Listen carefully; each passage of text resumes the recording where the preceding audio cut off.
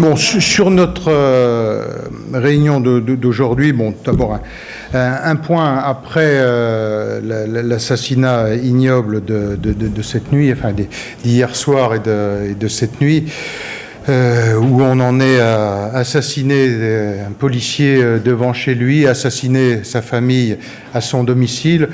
On est passé je crois qu'on est passé à un autre stade, et bon, nous l'avons dit à plusieurs reprises, la situation exceptionnelle, et nous sommes dans une situation exceptionnelle, doit répondre une législation d'exception.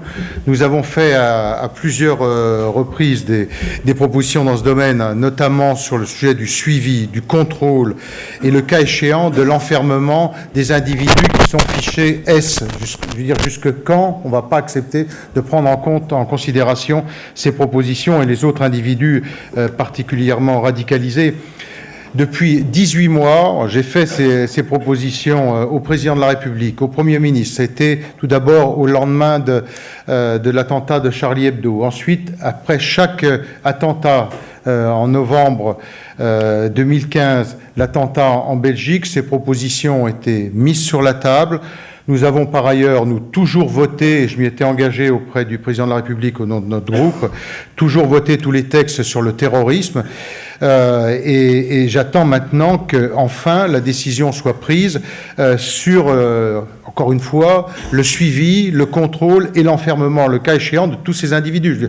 Les Français, personne ne peut comprendre que des individus de cette nature se promènent toujours dans la nature.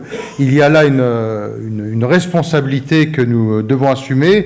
Moi, je suis pour ma part à disposition du Premier ministre pour le revoir à nouveau et lui présenter à nouveau ses propositions. Un certain nombre de nos propositions ont été reprises. Celles-là ne l'ont pas été. Il faut qu'elles le soient aujourd'hui. Et enfermement, le cas échéant. Bon, voilà, la réunion de groupe a été sur ce... Bon, il y a d'autres sujets qu'on peut évoquer, hein, mais c'était là-dessus. On a des capacités d'enfermement.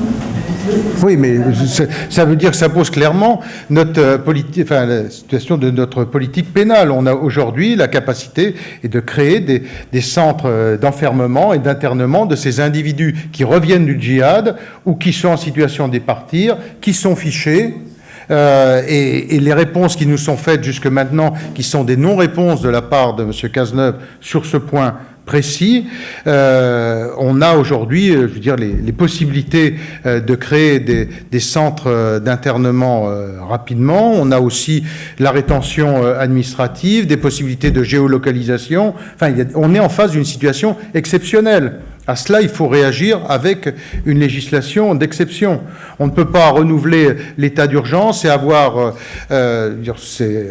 considérer que c'est un autre sujet, mais ça ne l'est pas complètement. Quand on retire les perquisitions administratives de l'état d'urgence, c'est-à-dire qu'on continue à brandir comme un talisman l'état d'urgence et en même temps, on le vide d'une partie de ses possibilités d'action.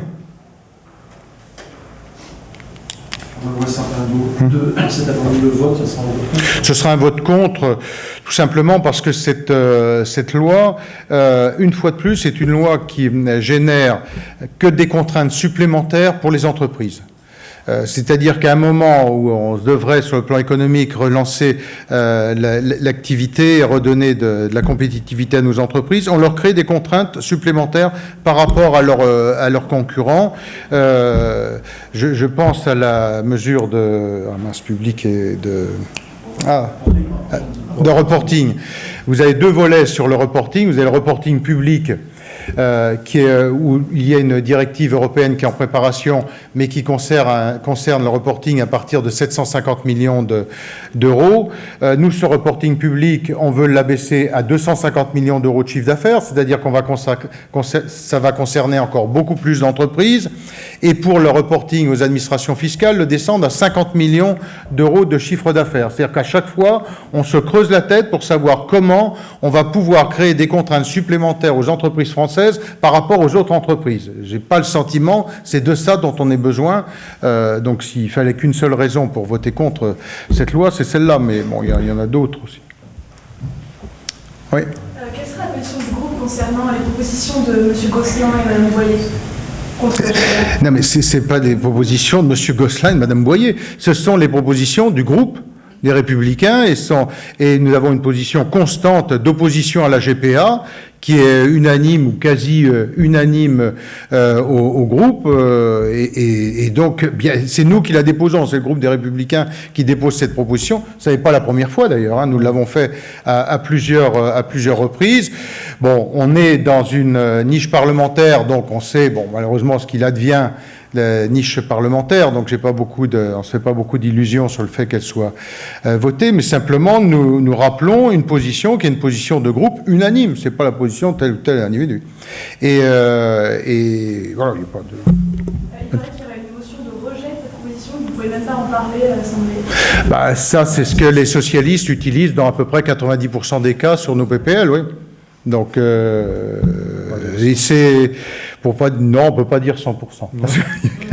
Mais très souvent, c'est-à-dire que ce qui fait que du coup le sujet n'est même pas débattu.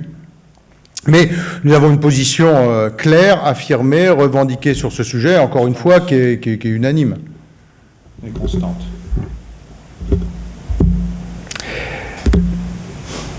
Non, mais bon. Eh bien, merci.